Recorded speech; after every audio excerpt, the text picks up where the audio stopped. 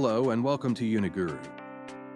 Today, we're diving into an important update for all biometric residence permit (BRP) holders in the UK. The immigration system is undergoing a major digital transformation, with eVisas set to replace physical documents by 2025.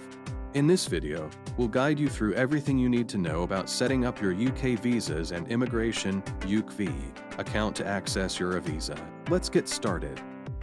The UK government is phasing out biometric residence permits, BRPs, and introducing eVisas, a digital record of your immigration status that can be easily accessed and shared online.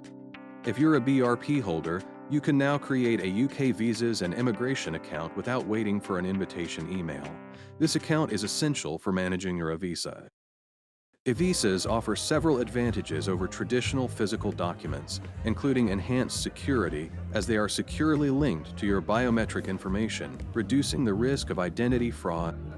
Once you have your UKVI account set up, you can view and share your immigration status online, making it easier to prove your right to work, rent, or access services in the UK. If you don't see your eVisa immediately after setting up your UKVI account, there's no need to worry.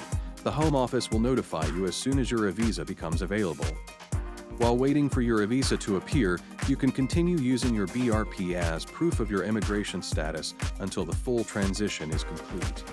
With the government planning to replace all physical documents with eVisas by 2025, it's crucial to set up your UKVI account now to stay ahead of these changes. In summary, the shift to eVisas is a significant change in the UK's immigration system.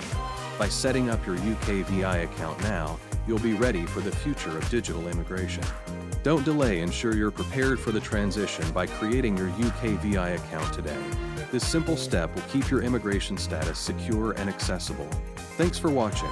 If you found this video helpful, be sure to like, share, and subscribe for more updates on immigration news and other important topics.